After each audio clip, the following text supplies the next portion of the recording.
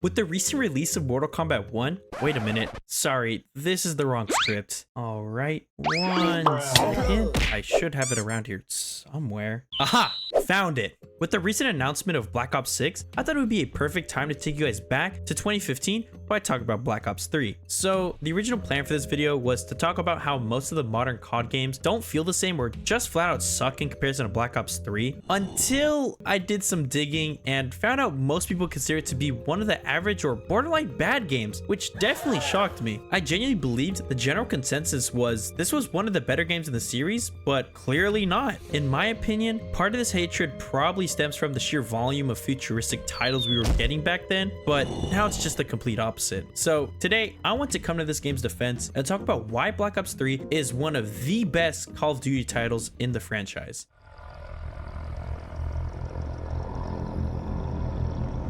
Call of Duty is an extremely popular and long franchise, spanning across 2 decades. Throughout the years, the games have been split between 4 main developers, those being Infinity Ward, Sledgehammer, Raven Software, and Treyarch. For the purposes of this video, we'll solely be focusing on Treyarch. The first game they were tasked with developing was an expansion on the second Call of Duty, respectfully named Call of Duty 2, the red one. After this, they would go on to create Call of Duty 3, which is whatever I guess since I barely played it. Then finally, a very important piece of history and the whole reason zombies exist, World at War. Now, don't get me wrong, it was a great game in of itself, but the main takeaway here is this was the beginning of the Black Ops series. And do not be fooled, my friend. Despite the words Black Ops not being stated anywhere in the title, many of the campaign characters made reappearances in the Black Ops story, confirming World at War was the start. From here, the release timeline gets pretty confusing, so I hope you're ready. Black Ops 2 was launched shortly after the first game, and then one fateful day in late 2015, we were blessed with the holy grail that is Black Ops 3. I'll give you a second to absorb all of that since it was all over the place. Ready? Okay, awesome. It's always a good thing to research how games came to be since it can show us what the new ones improved on or completely ruined. Without any prior knowledge, a game like Vanguard can be seen as one of the most fun things ever. However, even with all that said, this doesn't fully dictate the quality of them. Yes, it is true that it's important to look at what the sequels did right and wrong. In the end, they're still their own games. To truly decide the rating of a game, it's crucial to take into account the gameplay and how it's designed, in addition to what the previous ones did before it.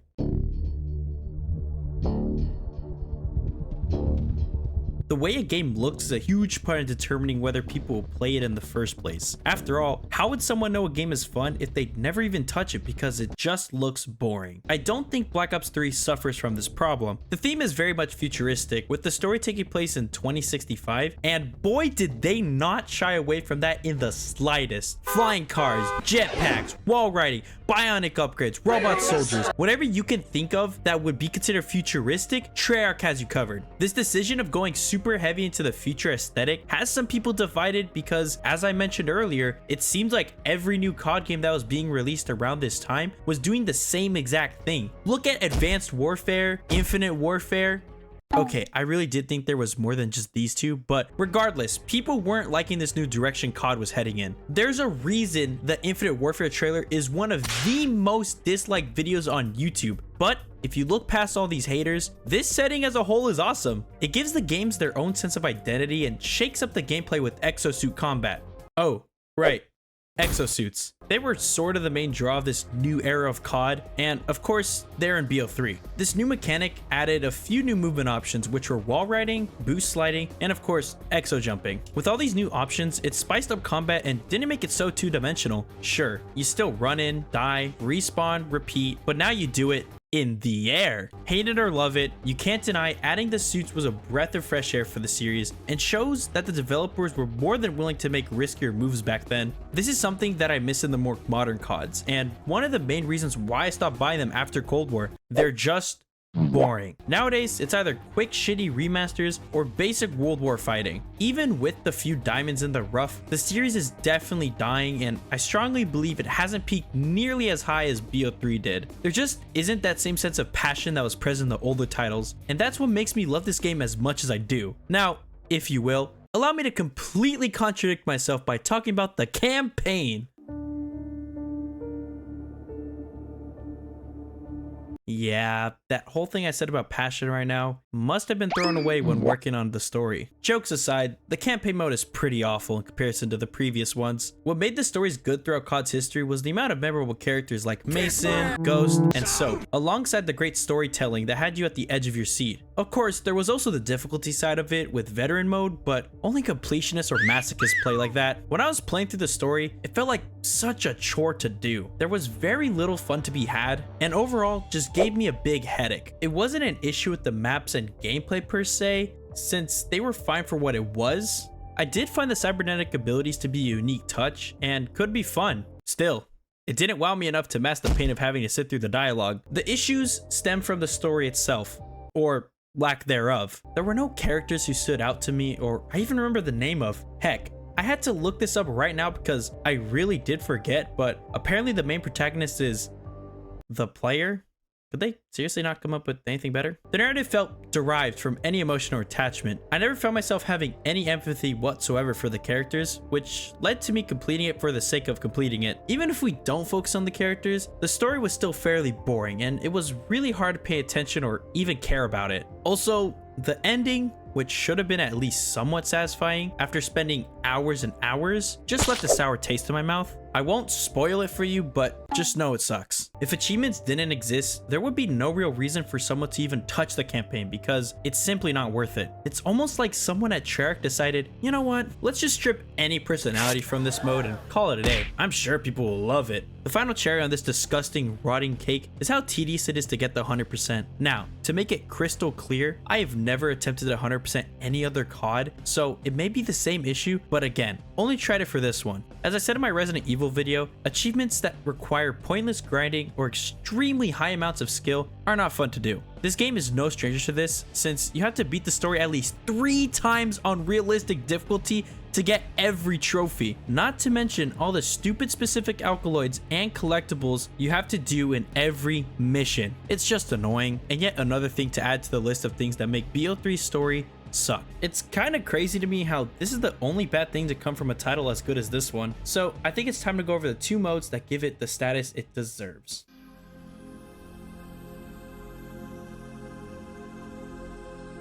Let's be real with ourselves for a second. Multiplayer is the mode that makes or breaks COD titles because it's the one most people know and play. If everything about the game sucks, but the multiplayer is banging, then it'll be at least a tolerable time. So I'll say with confidence that they did not miss when creating this glorious experience. As I mentioned earlier, the exosuits played a very critical role in spicing up the generic combat by adding more movement options and an entire new dimension of fighting. The increased movement with exosliding made peeking around corners easier and getting back into battle a little quicker. By speeding up this process, it allowed for players to play more matches in a short span of time. I always admired this because the gameplay was already fast-paced as is, but now it was faster than ever before and extremely fun to boot. And this is only one piece of the puzzle. Since the exosuits gave the players the choice of fly over enemies and get them from behind, or straight up duke it out in a full-on dogfight, every encounter was different. One could argue that this made it harder to shoot at targets now that they could literally be anywhere. However, I would argue that this is what makes it engaging. Before,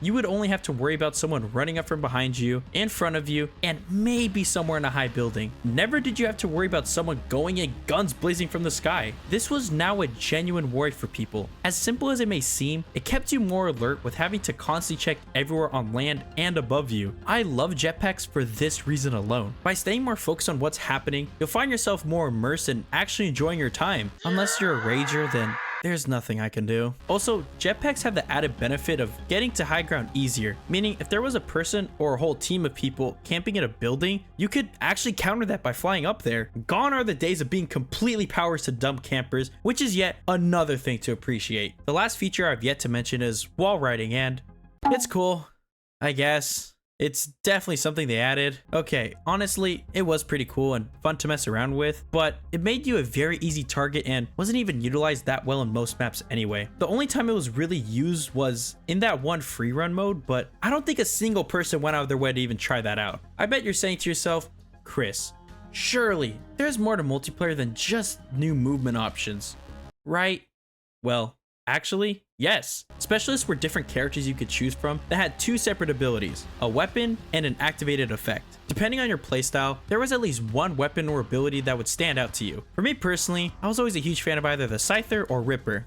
I usually went with the Ripper though. It was so fun running through a team one-tapping them all. With the wide variety of choices, every match was fresh since you never knew who the enemy team was gonna play. And when you did load into a match, you could see who everyone picked and play around that accordingly. Again, I cannot praise this level of creativity enough because despite how easy adding things like this is, it drastically shakes everything up, and that can't really be said about the newer titles. The only reason I could see why someone wouldn't enjoy this style of fighting is solely because of how vastly different it is from all the previous one. I can't even lie, this is a valid viewpoint since it can be overwhelming and take a bit to get used to. So I don't blame the multiplayer for feeling weak. However, I think it was one of the best ever next to Modern Warfare 2 and Black Ops 2. Overall, the new additions, specialists, and intense combat made for an unforgettable experience, and I haven't seen this be replicated in a COD since.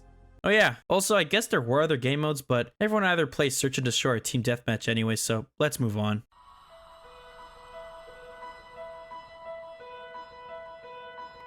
Ho, ho, ho. Ho-oh. If you're not an OG Amazing Gamer fan, then let me tell you something right now. Black Ops 3 Zombies alone is one of my all-time favorite games, period. This is one of the few instances where I poured thousands of hours into a single title and have yet to get bored of it. There's just so much I love about it, so let me start from the top and try my best to not get too off track. It should come to no one's surprise at this point that Zombies also had tons added to it and altered, with one of the big things being Gobblegums. Gobblegums made their first and maybe last appearance here. I say maybe because I'm not too sure if they're gonna come back in Black Ops 6 since it's been leaked, so we'll just have to wait on that one. These tiny and delicious balls offered several different effects, with some being way too broken or literally bored to death. Seriously. Who the hell uses this one? The community generally looks down upon Gobblegums due to how easy they can make the game, and I always found that to be a dumb argument because you can literally choose not to use them. It's not like you're ever forced to use one, and the one time that you are, it's in the Zetsubo no Shima Easter egg, and even then, you don't have to do that either. If anything, Gobblegums allow for any match you load into to be slightly different and can make it as hard or easy as you want it to. In a way, they're sort of similar to Specialists, with how many different combos you could come up with and change the direction of a match. Specialist weapons. Yes, those make an appearance in Zombies too. Every map has their own unique weapon you obtain via specific quests, crafting them, or the mystery box. This was a neat addition and was just another means of protecting yourself and your teammates. They all had their own unique use and abilities that made them worthwhile to obtain. Also, it just gives you something to do throughout the match and becomes second nature once you do it enough times. None of them were super overpowered where it made late game trivial, or too weak where you didn't even want to waste your time getting them. They acted sort of like quick get off me tools as opposed to straight up damage dealers. Now that title goes to the wonder weapons, which were plentiful here. Just like Specialists, every map came with a respective wonder weapon, as we've seen in previous Zombies maps. They're all extremely fun to use, and it's cool seeing how many different ways you can obtain them. If you're feeling a classic, no-nonsense, buy the mystery box kind of weapon, then try Garad Krovi, the Giant, or Revelations. If you feel like running around the entire map for several rounds, wasting tons of points, watering your plant many times, completing various quests, and then getting to use the Liquefier 2.0, then maybe Zetsubo no Shima is more your style. What I'm trying to say is, no matter what map you decide to play, there will be at least something to do and a weapon that will get you where you want to be and maybe beyond that, with the exception of the Ray Gun Mark III. That weapon is okay. Every weapon will do its job and do it exceptionally well, and you don't have to rely on Specialists or the starting weapon. Black Ops 4 and Cold War.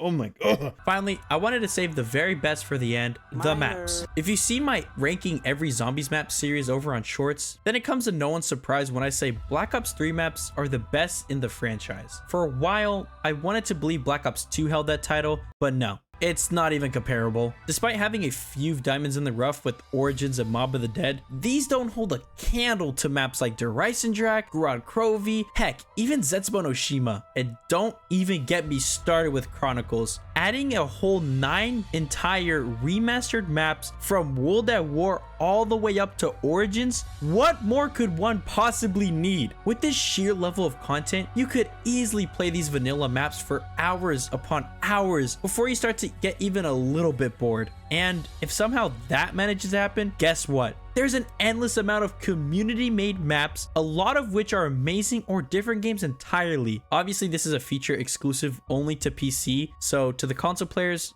I pray for you and have fun playing Dryson Jack for me. Honestly, there's so much more I could praise about zombies, like the lore, character interactions, the Z house, how it impacted my life, but I didn't want to drag this video any longer than it already is. Plus, I did cover most of the surface level stuff that makes this the best zombies experience ever, and there's no arguing that.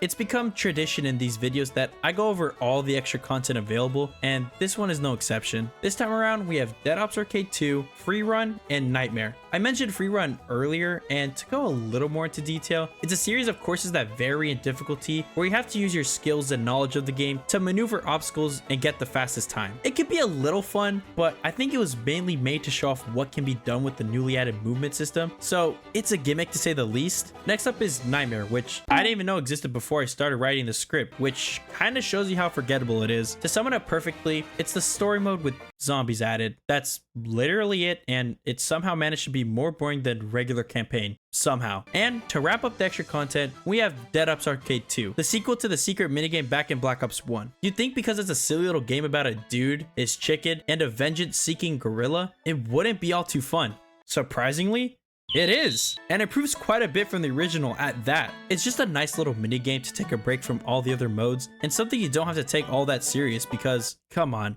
how can you get mad at something like this? Besides Dead Ops Arcade, the extra content is nothing special, but still wanted to discuss it nonetheless since it doesn't help or hurt the game's overall rating. Phew! That took a little longer than normal, but I went over everything Black Ops 3 has to offer, so now you hopefully understand why I believe there will never be another COD like this one. Something about the multiplayer experience, how active the community was, and the amount of time and care put into the zombies makes BO3 the best title in the franchise. Yes, the campaign wasn't the strongest, but is one weak aspect like that going to affect the glory of everything else? To some people, yes. However, in my opinion, there's not a single doubt in my mind that this is an amazing game. Of course, we're all open to our own opinion at the end of the day. I hope I at least opened some of your eyes with what I praised, or maybe I made you hate it even more. Anyways, I think it's about that time where I end the video and my voice slowly starts to fade out as the intro begins to play. Black Ops 3 will always be one of my all-time favorites and one I'll fall back to when there's nothing new and fun. I'm still in big shock that a good majority of people aren't a fan of the futuristic style of COD and Black Ops 3 as a whole. There may be some areas that could be improved upon, but in general,